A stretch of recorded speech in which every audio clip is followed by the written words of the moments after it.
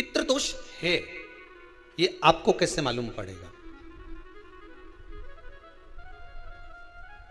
पितृ भूखे हैं इसका तो वर्णन हमने पहले कर दिया कि रात्रि को जब आप सोने के बाद में 1-1.5 घंटे बाद अगर आपकी नींद खुल जाए, 1 घंटा 1.5 घंटा आप सोइए, उसके बाद जो नींद खुली तो 1-1.5 घंटे तक अगर आपको नींद नहीं आ रही है, रात्रि को सोने के बाद में 1 घंटे बाद जब उठे तो आपको प्यास लग गई, भूख लगने लगी, प्यास लगने लगी कि मेरे को पानी पीना पड़ेगा, घबराहट हो रही, पानी पीना पड़ेगा।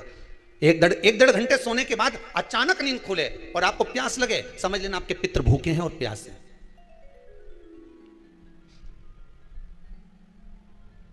वो भूखे और प्यासे हैं, उनको जल की जरूरत है।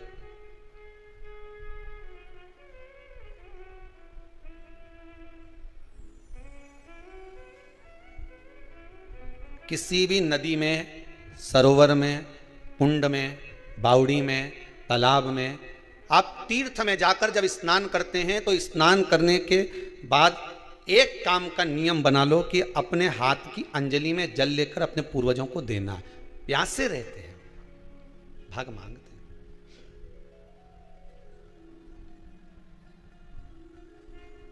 भाग प्राप्त करना। 3 वृक्ष पितरों के तुल्य हैं।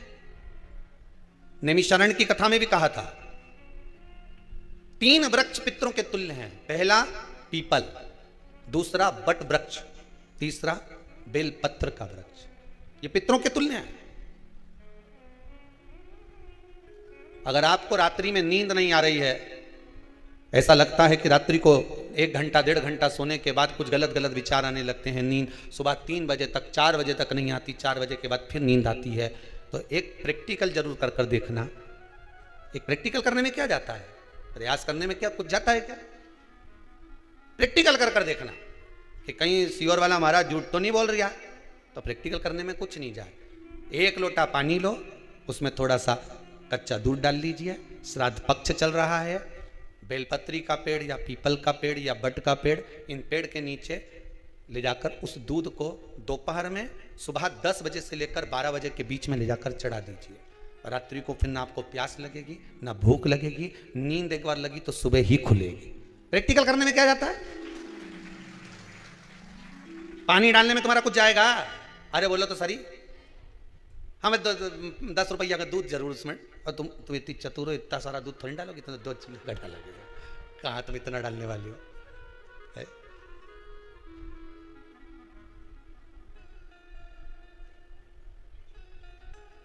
कहा बहुत चतुर लोग हो रहे संसार में हो, भले पूजन पाठ नहीं करे पर कहीं का एकदम मिलने आ जाए ना, क्या अम्मा जी है क्या पाठ कर रही है, फिर वो भी बैठ गई तुरंत, अभी तो सोई थी तुरंत। क्या पंडित जी हैं क्या, उनसे थोड़ा सा काम है, अभी माला जप रहे हैं, मालूम पड़े पंडित जी तो आराम से सेव फल खा रहे थे, अब प्लेट सोफा के नीचे घुसे तुरंत।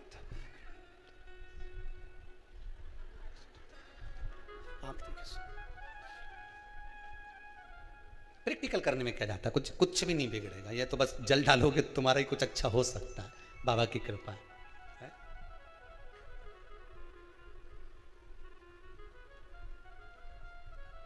3 वृक्ष पितरों के तुल्य हैं।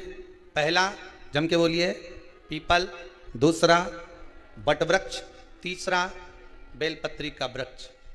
3 पीपल के वृक्ष में 52,000 ब्राह्मण एक साथ निवास करते हैं, इसलिए पितृतुल्य है। बट वृक्ष ब्रह्मा जी के मस्तक से बना, इसलिए पितृतुल्य है। और बेलपत्री का वृक्ष माता पार्वती जी के अश्रु से बना, जब आंसू गिरे थे माता जगत जननी जगदम्बा पार्वती के, उस समय पर पितृलोक में हलचल उत्पन्न हो गई थी, हमारी नातिन की आंख में आंसू कैसे आ गए। मैनावती की पुत्री है,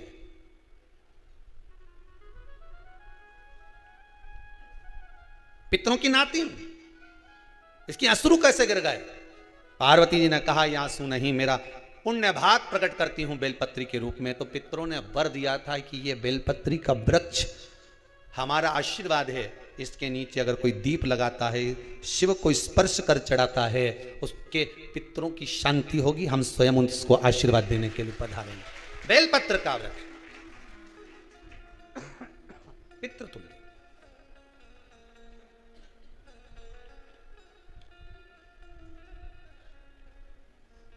तो रात्रि को अगर भूख लग रही है, प्यास लग रही है, तो पितृदोष है। दूसरा पितृदोष का लक्षण बताया, घर में कोई शुभ कार्य ना हो, वंश की वृद्धि ना हो, 1 रुपये कमाओ, 1.25 रुपये खर्च हो रहे हैं, पैसा 10 जगह से कमाई आ रही है पर घर में टिक नहीं पा रही है, आया गया, पितृदोष है। जरा सी कटोरी पड़ी है, उसके पीछे विवाद चालू हो जाए, पानी ढुल गया उसके पीछे विवाद हो जाए, या छोटी छोटी बात में घर में क्लेश मचा हुआ है, पितृदोष है। समझ लो हमारे पूर्वज हमसे खुश नहीं, प्रसन्न नहीं। कोई कहता है गुरुजी श्राद्ध बड़े बेटे को करना चाहिए कि छोटे को करना चाहिए? शिव महापुराण की कथा कहती है, अगर जायदाद का पूरा हिस्सा बड़े ने लिया हो और तुमने अपनी माता का दूध ना पिया हो तो एक ही को कर लेने दो। अगर माता का दूध पिया है और अगर एक अंगूठी भी ली है, जरा सा एक कपड़ा भी अगर सास का लिया है, तो श्राद्ध तो तुझे करना ही पड़ेगा, करना ही पड़ेगा। तूने मेरा दूध पिया है तो बिल्कुल जम के तो बोलो। अगर तुमने उनका कुछ खाया है तो अब एक काम और हो सकता है, गुरुजी वो श्राद्ध अगर हम नहीं करें और बड़े भैया करें और हम उन्हीं के यहाँ चले जाएं तो चले जा, मना कौन कर रहा है? पूड़ी का तेल तू ले जा, खीर का दूध 2 थैली तू खरीद के ले जा, जितना वहां वो सेवा करे उतनी सेवा तुम करो। गलत है क्या? जायदाद का भी तो हिस्सा किया था। सुई की नोक के बराबर नहीं धुआं ने, ईंट इधर खसकी है तो हमारी इधर खसका दीजिए। हमारी बसियत में इतना लिखा है तो फिर बसियत में ये भी लिख के जाना चाहिए था। मैं तो क्यों सबके, तुम डरो मत ही रहे। एक भी जब छोरा छोरी के जब सब सामान प्रॉपर्टी दो ना, जमीन दो ना, जायदाद दो ना, सारा सामान छोरा छोरी के दो, तो उनके लिख के भी जाओ कि हमारी श्राद्ध कर दे अच्छे से, नहीं तो भूतड़ी बन के सताऊंगी।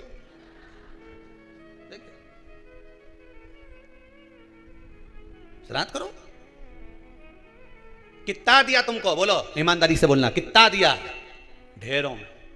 और एक बात बहुत अच्छे से कहूंगा, आप लोगों के जीवन में उतरे। अगर मायके में भाई, मायके में भाभी, मायके के लोग अगर आपके माँ बाप का श्राद्ध नहीं करते हैं तो बेटी भी अपने माता पिता का श्राद्ध कर सकती है।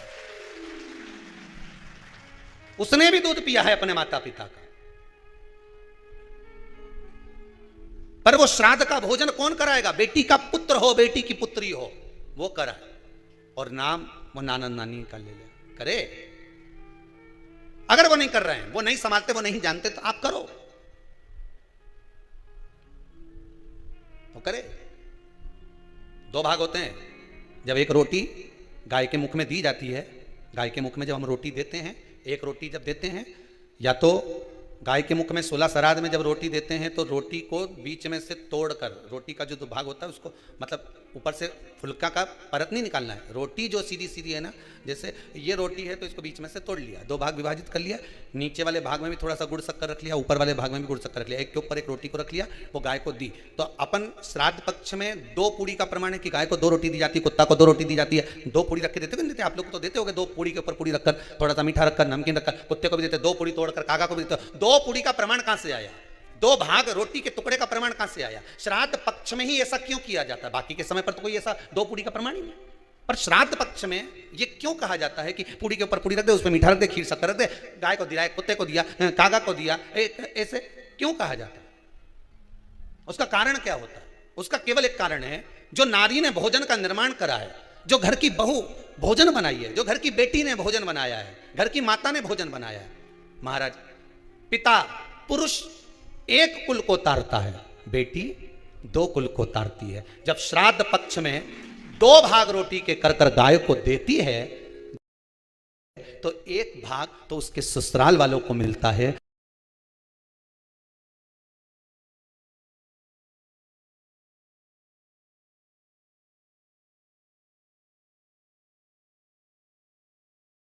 मायके को भी मिले, ससुराल को भी। जब गया जी का पिंड होता है तो नाना नानी सबका स्मरण कराया जाता है। 2 भाग पुण्यता प्राप्त। अब लोगों को मालूम तो है नहीं कि दो पूड़ी क्यों रखते हैं, उसका कारण वर्णित है शास्त्रों, दोनों पक्ष तारने के लिए, दोनों पक्ष का स्मरण कराने के लिए। महाराज बिंदु प्रेत योनि में पड़ा, चंचुला देवी उनके मोक्ष का प्रयोजन कर रही है, प्रयास कर। क्या करा जाए कि इनको मोक्ष मिल जाए? कहा शिव महापुराण की कथा। पार्वती मैया की सहेली बन गई और पार्वती मैया ने शिव महापुराण में प्रेत योनि से मुक्त होने के लिए कहा, तुम तुमरुका जी के यहाँ जाओ, देवऋषि नारद के पास जाओ। नारद जी ने तुमरुका जी के पास भेज दिया। क्यों? नारद जी जानते हैं मैं कथा नहीं कर सकता, मैं कथा सुन सकता हूं पर कह नहीं सकता, कहने के लिए मुझे बैठना पड़ेगा, सुनने के लिए हो सकता है कि मैं चले जाऊं, वापिस आकर बैठ जाऊं। तुमरुका जी से कहा कथा कह दोगे? हाँ, कहने में क्या दिक्कत है, मेरे पति को प्रेत योनि से मुक्त करना है। तुमरुका जी बोलते हैं केवल तुम्हारा पति प्रेत योनि से मुक्त नहीं होगा। तुमरुका जी ने शिव महापुराण में कहा, सुनो चंचुला देवी, केवल एक व्यक्ति शिव पुराण से नहीं तरता, इस बिंदुक जैसे ना जाने कितने प्रेत इस वायुमंडल में घूम रहे होंगे, ना जाने कितने पितर, ना जाने कितने आहूत, ना जाने कितने वासुक इस वायुमंडल में घूम रहे होंगे। तुम्हारा पति तुमको दिखा नहीं, तुम्हारा बिंदुक तुम्हें कभी नजर आया नहीं, फिर कारण क्या था? बस मन में शांति नहीं है। घर में सारा सुख है पर हृदय में शांति नहीं, समझ लो पितृदोष है। क्या करा जाए? फिर क्या करोगे? महाराज हृदय शांति, हृदय शांति। केवल एक अकेला बिंदुक शिव महापुराण की कथा सुनकर नहीं तरेगा। तुमरुका जी कहते हैं जिस समय पर मैं शिव महापुराण की कथा कहूंगा, सुनो चंचुला देवी, इस संसार के इस भूमंडल पर मृत्यु लोक में जितने भी जीव इस संसार सागर में भटक रहे होंगे, शिव महापुराण की कथा सुनकर वो भी तर जाएंगे। ये अकेली बिंदुक को तारने वाली नहीं है, इस मृत्यु लोक में जो विराजमान। आज भी नियम है महाराज, श्राद्ध का भोजन टेबल पर नहीं कराया जाता, श्राद्ध का भोजन ब्राह्मण को कुर्सी पर बिठाकर नहीं कराया जाता, श्राद्ध का भोजन किसी जाता। श्राद्ध का भोजन आज भी प्रमाण है कि ब्राह्मण के लिए भूमि पर आसन लगना चाहिए और जमीन पर बैठकर कराना चाहिए। तब क्यों? क्योंकि इस भूमि पर बैठकर जब भोजन कराएंगे, इसी भूमि से ना जाने कितने पितर गए, कितने तर्पण हुए, कितनी तिलांजलि हुई, इसी भूमि से, इस रज से, इस कण से ना जाने कितने जीव चल गए। अब लकड़ी पर या टेबल पर या कुर्सी पर बैठकर ब्राह्मण को भोजन कराने का प्रमाण नहीं है। अब आपका फैशन ज्यादा हो गया तो बात दूसरी है। पंडित जी ऊपर बैठ के खा लोगे क्या? पंडित जी तो बोलेंगे अच्छा है, खिला दो। ऊपर बैठ के क्यों? वो झुकने में थोड़ी सी कमर लचक जाए, क्योंकि खीर परसेगी तो झुकना पड़ेगा। अब ब्राह्मण अगर भोजन करने आसन पर बैठेगा, तुम अगर थोड़ा झुककर परसोगी, ब्राह्मण के सम्मुख में आप थोड़ा सा भोजन कराते समय झुकोगी। जरा विचार करिए, यशोदा मैया के घर में संतान नहीं थी, यशोदा जी श्रावण के महीने में श्रावणी करने आए हुए ब्राह्मण को मात्र खीर परोसने के लिए गई थी। 52 साल की उम्र थी, संतान का सुख नहीं दिख रहा था, खीर परोसने के लिए गई। उतनी देर में ब्राह्मणों ने देखा इनके घर में संतान नहीं है, पुत्र भव कह दिया। और यशोदा जी के पति श्री नंदराय जी कह रहे हैं कि बाबा मैं 60 का या 55 की, बाल हो गए धोले और तुम कह रहे हो पुत्र होगा, कहां से होगा? ब्राह्मण कहते हैं ब्राह्मण जब भोजन करता है, भोजन करते समय जब वर देता है, वो वर गलत नहीं हो सकता, कहीं से भी आएगा, पर छोरा तो आएगा। और आया, कहीं से भी आया पर पुत्र आया, क्योंकि आशीर्वाद दिया था। श्राद्ध पक्ष का भोजन टेबल पर नहीं, कुर्सी पर नहीं, श्राद्ध पक्ष का भोजन ब्राह्मण को आसन लगाकर जमीन पर कराना चाहिए, भूमि पर।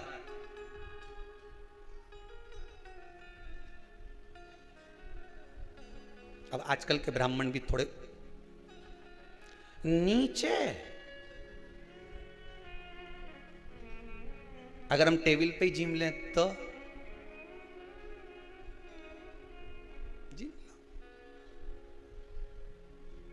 क्या बोले भी तो क्या बोले, तुम ही बताओ।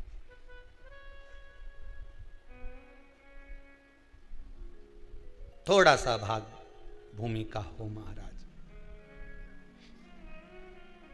तर्पण तिलांजलि सब भूमि पर। हम तो जो जजमान हवन करने के लिए भी जो जजमान लोग नाम लिखाए हैं पितरों के लिए, तो हम उनको भी कहते हैं कि कुर्सी पर बैठकर आहुति छोड़ने से अच्छा है आप बैठो मनानी पर, पहले सबसे पहले भूमि पर 10 मिनट बैठो, पर बैठकर आहुति छोड़ो, उसके बाद भले आप स्टूल लगाओ कुर्सी लगाओ आपकी मर्जी, पर 10 मिनट 5 मिनट तो आप भूमि पर बैठो उन जीवों के लिए, उन जीवों के